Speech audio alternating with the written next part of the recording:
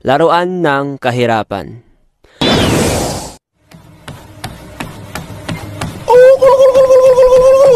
Subscribe! Sinong rich kid dito? Ako po! Layas! Sumbong kita sa papa ko. Uy, sorry, joke lang yun. Wag mo ko sumbong. Halika, I will tell you a wonderful story. Nung bata ko mga men, ay namulat na ako sa realidad ng buhay. Realidad na hindi magiging kayo. Corny ang putik. Basta nung bata ko ay alam ko na hindi kami mayaman. Kaya wala akong mga laruan nung bata ko. Siguro meron isa or dalawa, tapos pinilit ko pa ipabili sa mama ko. Alam mo yon, yung maglalakad kayo tapos may madadaanan kayong mga laruan, sasabihin mo na, "Ma, pwedeng bilhan mo ako nun?" "Wala akong pera, lika na, uwi na tayo." "Pero ma, gusto ko yun." "Wala nga tayong pera, kulit-kulit mo gusto mo paluin kita?" Kahit tumigahiga ka, kakaiyak sa daan, kapag sinabi ng magulang mo na wala silang pera, ay wala talaga. Pero may time na binilhan nila ako ng laruan. Di ko alam kung umepek yung pagmamakaawa ko sa kanila Basta binilhan nila ako ng Beyblade. Yung local lang, yung nabibili sa Gedli. Pero kahit ganun yung Beyblade ko ay in-enjoy ko pa rin to. Kinuha ko yung kawali namin at doon ako nag-Beyblade. Twisting Fireball Technique!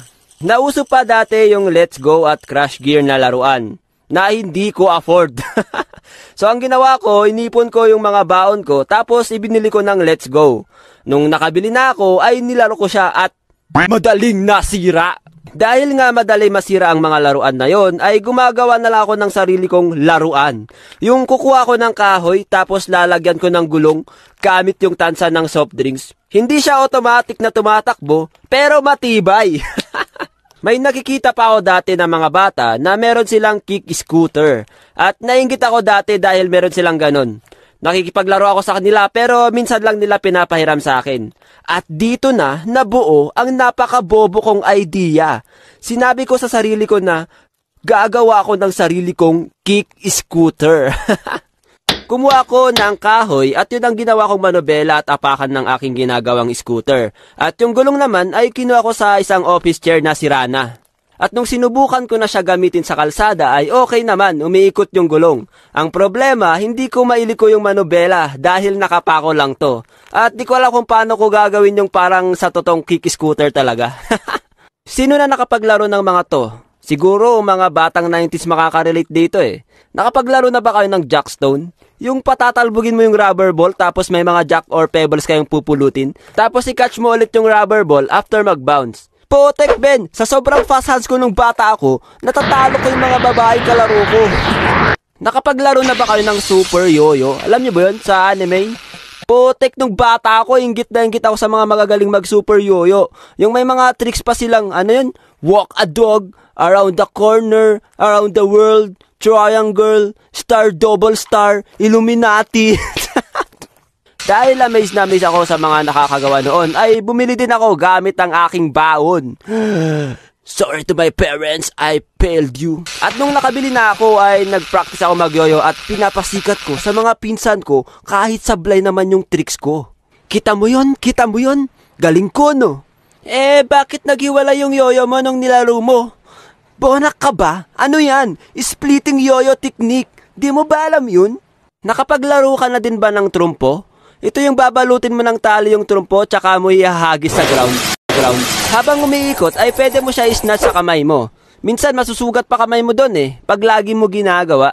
Tapos pag may labanan na sa trumpo ay dito mo mapapalabas ang 100% lakas ng buwelo mo para mapatalsik yung trumpo ng kalaban.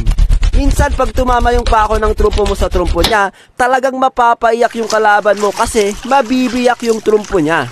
Naalala ko pa nga dati nung first time ko bumili ng trumpo Kinapture ng isang higher grade bully yung trumpo ko. Capture! What? Yung trumpo ko. Di ba siya mahal ng nanay niya? Nakapaglaro na ba kayo ng goma? Yung kapag nanalo ka or sobrang dami mong goma ay tinitrintas mo siya tapos ginagawa mong belt. Tapos pinapasikat mo sa mga kalaro mo. Maraming laro na pwedeng gawin gamit yung goma. Meron yung maghahagisan kayo ng goma, tapos kung mapatungan mo yung goma niya, sayo na yon. Meron pa yung tinatawag namin na shooting. Yung maglalagay sila ng 3 maliliit na stick or tingting sa lupa para doon namin i-shoot yung mga goma. Tapos may magbabangka. Bawat stick ay may value. Example, sa isang stick ay 5 goma ang makukuha mo kapag nakashoot ka ng isang goma. So kapag nakashoot ka ng 5 goma, ay multiply mo yon ng 5. So meron kang 25 pieces na goma mula sa bangka. May laro pa na tinatawag nilang dampa. Di ko alam kung ganun din tawag sa inyo Ito yung hahampasin mo yung lupa gamit yung 2 mong kamay para humangin. Yung hangin na yun ang magtutulak sa goma para mapunta sa finish line. Minsan ito din gamit nilang laro kapag yung mechanics ng laro nyo ay dapat mapatungan mo yung goma ng kalaban. Nakapaglaro na din ba kayo ng Holland? Maraming laro to Yung isang game na nilalaro namin dito ay yung tatamaan mo yung Holland ng kalaban mo gamit yung thumb ng kamay mo. Tapos kapag natamaan mo yung kalaban ay magbabayad siya depende sa pinag-usapan nyo. Yung dayaan pa dito, imbis na yung thumb lang ng kamay mo may persa, ang ginagawa mo, buong kamay mo yung pinangpipersa mo sa Holland. Comment yung mga madadaya dyan. Nakapaglaro na ba kayo ng text? Yung may mga anime cartoon or mukha ng artista na nakalagay? Marami ding klase paano laruin tong text na to. Pero yung isang sikat na mechanics ng laruan na to ay yung 3 kayo tapos meron kayong pamasa. At kung sino ang magpapaikot ng text, siya yung magbabayad kapag nanalo yung pamasa mo. May mga dayaan pa nga dyan tinatawag nilang pectus. Ito yung mga kakaibang pagpapaikot at kakaibang positioning ng katawan mo. Kulang na lang magtumbling muna bago paikutin yung text Nakapaglaro na din ba kayo ng sipa? Yung laruan sa sipa ay gawa sa coin or washer tapos may straw na parang buntot niya. Yung objective ng laro ay sisipain mo siya na hindi dapat nahuhulog sa lupa. Nung first time ko maglaro nito sumakit yung balakang ko Nakapagpalipad na rin ba kayo ng kite? Dati kapag wala na kaming pera pang computer ng mga tropa ko ay gumagawa kami ng kite. Tapos pinapalipad namin. May times na mapuputol yung kite mo at iiwanan ka na lang. Pre, iniwan na tayo. Napakasakit pre. Pero kailangan natin tanggapin. Nagkaroon pa ng competition noon sa school. Kung sino ang pinakamataas magpalipad ng kite ay siya ang panalo. Ang yabang pa namin ng tropa ko noon kasi yung tinest namin yung kite namin ay napakalayo at napakataas ng nararating. Pero nung competition na ay binigo niya kami. Bakit kite yan? Ano bang ginawa ko sa'yo at nagtampo ka?